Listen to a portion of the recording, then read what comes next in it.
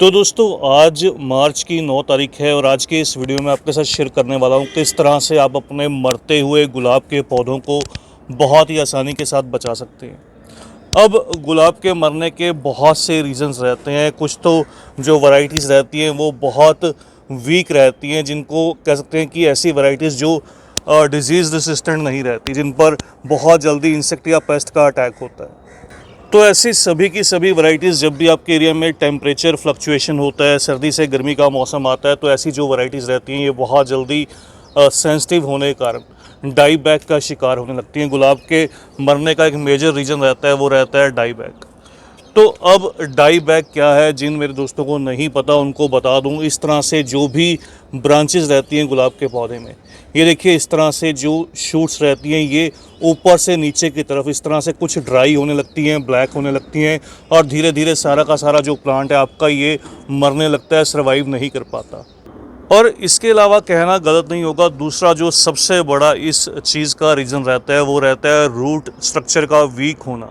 अगर आपके पौधे में जो रूट स्ट्रक्चर है वो अच्छे से डेवलप नहीं हुआ, आपकी जो सॉइल मिक्स है वो अच्छी नहीं है, रूट स्ट्रक्चर बहुत वीक है, तो बहुत चांसेस रहते हैं अगर पौधे की इम्यूनिटी वीक होगी तो पौधा जो है वो पेस्ट या इंसेक्ट से जो है वो लड़ नहीं पाएगा और बहुत चांसेस रहेंगे जब टेम्परेचर गर्म होने लगेगा। क्योंकि ये जो गुलाब के पौधे रहते हैं ये सर्दी पसंद रहते हैं, इनको ठंडा क्लाइमेट जो है वो पसंद रहता है। लेकिन जैसे जैसे गर्मी बढ़ने लगती है तो ये अपने आप को सेव नहीं कर पाते। अगर इनका रूट स्ट्रक्चर वीक रहेगा तो ये पौधे सर्वाइव नहीं कर पाते और डाई बैक का शिकार हो जाते हैं। इसी तरह से सबसे पहले इस वीडियो को आगे बढ़ाने से पहले और आपको इसका जो ट्रीटमेंट है शेयर करने से पहले, ये देखिए ये जो मेरे पौधों में भी प्रॉब्लम आई थी, इस तरह से देखिए इनके भी इन पौधों पर भी डाई बैक हुआ था।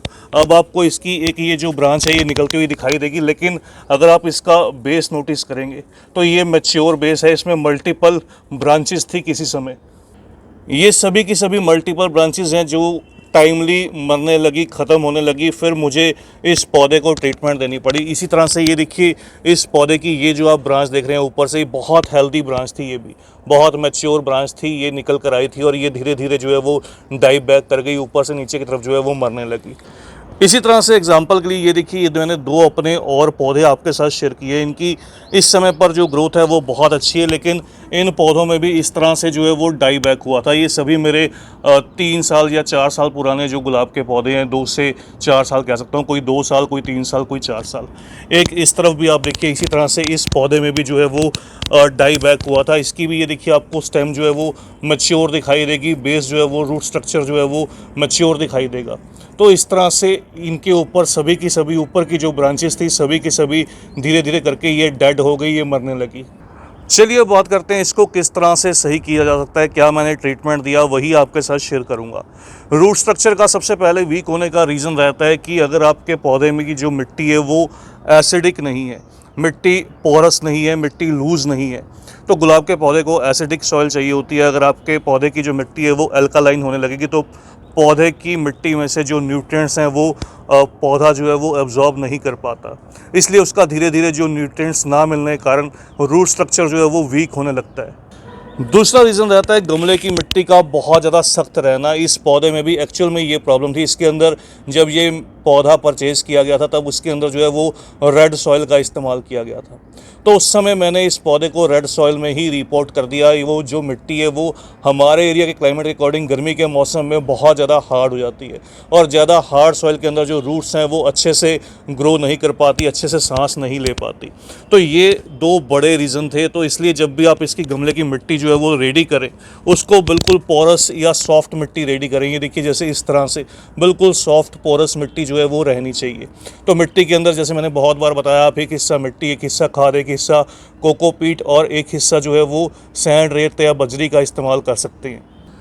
एक जो और रीज़न रहता है वो रहता है ओवर वाटरिंग। अगर आपके अपने गुलाब के पौधों में धूप कम मिलेगी, इनको पूरी धूप चाहिए होती है और पानी ज़्यादा देने लगेंगे, मिट्टी हर समय नमी में रहेगी, तो बहुत ज़्यादा इंसेक्ट और पेस्ट जो है ये पौधे अट्रैक्ट कर लेते हैं। तो इसलिए जब भी इन पौधों की मिट्टी ऊपर से पूरी तरह से सूखी हुई नज़र आए, बिल्कुल ड्राई नज़र आए, तभी आप इन प्लांट्स को पानी दीजिए और कोशिश कीजिए मैक्सिमम सनलाइट सर्दी के मौसम में और गर्मी के मौसम में आधे दिन की जो सनलाइट है इन इंग्लिश रोजेज़ को ज़रूर मिलनी चाहिए।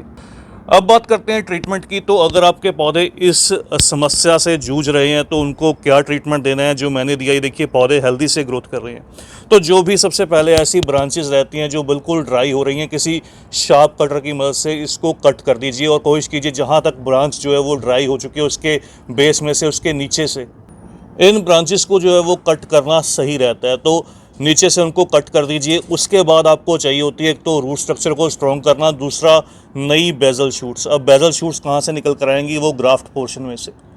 रूट स्ट्रक्चर को स्ट्रॉन्ग करने के लिए क्या किया जाए। रूट स्ट्रक्चर तब स्ट्रॉन्ग रहता है जब पौधे में बहुत सी फाइब्रस रूट्स रहती हैं। फाइब्रस रूट्स कौन सी हैं, जो वाइट रूट्स रहती हैं। वाइट रूट्स जो भी हम प्लांट को कह सकते हैं कि फर्टिलाइज़र फीड करते हैं, उसको बहुत जल्दी से इनटेक करने में हेल्प करती हैं।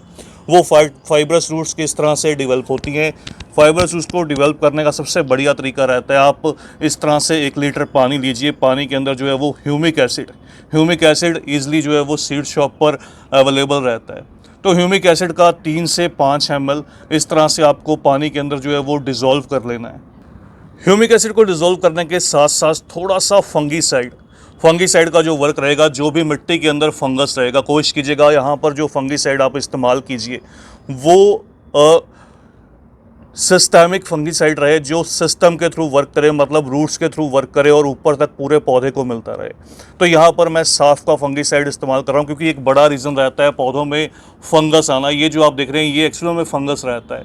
बहुत से कमेंट्स आते हैं हमारी जो शूट्स नई निकल कर आ रही हैं, वो जलने लगी हैं, वो मरने लगी हैं, पौधा अच्छे से ग्रोथ नहीं कर रहा। तो वो सभी रीज़न जो रहते हैं वो फंगस के रहते हैं। तो फंगस को मिट्टी में से ख़त्म करने के लिए इस तरह से फंगीसाइड को इसी के अंदर लगभग 2 ग्राम फंगीसाइड इस तरह से इसके अंदर जो है वो आपको मिक्स कर लेना है ह्यूमिक एसिड के साथ में।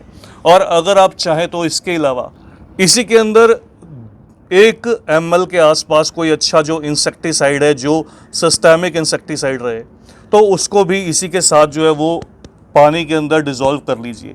उसके बाद आपको पानी को अच्छे से मिक्स कर लेना है। तो यहाँ पर मैं अभी के लिए इंसेक्टिसाइड का इस्तेमाल नहीं करने वाला, केवल जो फंगीसाइड और ह्यूमिक एसिड है उसका इस्तेमाल करने वाला हूँ। इंसेक्टिसाइड को हम बाद में पौधे के ऊपर जो है वो स्प्रे करेंगे।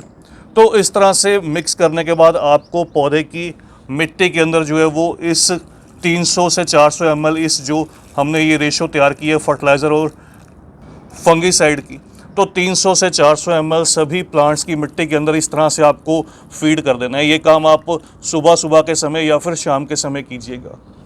इस प्रोसेस को आपको जो रिपीट है वो हर 5 से 7 दिन में एक बार करना है, वीकली एक बार करना है। तो ऐसा करने में धीरे धीरे आप नोटिस कीजिएगा आपके जो पौधे उनका रूट स्ट्रक्चर स्ट्रॉन्ग होने लगेगा। लेकिन अब बात करें, अगर आपके जो सॉइल है वो अल्कालाइन है, वो प्रॉपर एसिडिक नहीं है, तो उसको अब एसिडिक कैसे किया जाए। एसिडिक करने के लिए इस तरह से देखिए, बहुत सी जो ऑर्गेनिक मैन्योर हैं वो नर्सरीज पर या सीड शॉप पर अवेलेबल रहती हैं। हालांकि आप चाहें तो वर्मी कंपोस्ट या काउडंग का भी इस्तेमाल कर सकते हैं। लेकिन इस तरह से जो ऑर्गेनिक मैन्योर रहती है, इसका जो पीएच है ये देखिए 6.5 to 7.5, तो ये थोड़ा सा एसिडिक रहता है। दूसरा, इसके अंदर ऑर्गेनिक कार्बन का जो कंटेंट है वो अच्छा रहता है। ऑर्गेनिक कार्बन बहुत इंपॉर्टेंट रहती है प्लांट्स के सभी न्यूट्रिएंट्स को इंटेक करने के लिए। ऑर्गेनिक कार्बन, एक तो देखिए कार्बन पौधों को जो है वो एयर से मिल जाती है, दूसरा इस तरह से आप जो है वो उसको फर्टिलाइज़र के थ्रू भी फीड कर सकते हैं। तो इस तरह से अच्छी जो कोई भी आपके पास ऑर्गेनिक मैन्योर हो, इसका एक जो वीडियो मैंने बनाया था किस तरह से पौधों को फीड करनी चाहिए, उसका जो लिंक है वो डिस्क्रिप्शन में दे दूंगा। तो इसका यूज़ करना है लगभग एक बड़ी मुट्ठी जो ऑर्गेनिक मैन्योर रहती है उसको आप गमले की मिट्टी में ऐड कीजिए। तो इस तरह से 1 से 2 बड़ी मुट्ठी गमले की मिट्टी में गुड़ाई करके आप उसको ऐड कर दीजिए। और लास्ट में अगर बात करूं पौधे से बेजल शूट लेने के लिए, नई ग्रोथ पाने के लिए, इस तरह से जो है वो आप यूरिया का इस्तेमाल कर सकते हैं। केवल 1 ग्राम यूरिया, 1 ग्राम भी बहुत ज़्यादा रहेगा, मतलब आप कह लीजिए कि एक चुटकी, एक पिंच जो यूरिया रहता है, आधा ग्राम के आसपास, 0.5 ग्राम जो है वो यूरिया 1 लीटर पानी में डिज़ोल्व कीजिए और लगभग इस तरह से 2 गमलों को वो जो पानी है वो फीड कीजिए। इससे नाइट्रोजन मिलने से पौधे जो हैं वो नीचे से जल्दी से ग्रोथ करनी स्टार्ट करेंगे और जितनी नाइट्रोजन जो है वो मिट्टी में सही रहती है, उससे जो सॉइल है वो ऑटोमेटिक जो है वो कह सकता हूँ कि उसका जो पीएच है वो थोड़ा बढ़िया रहता है।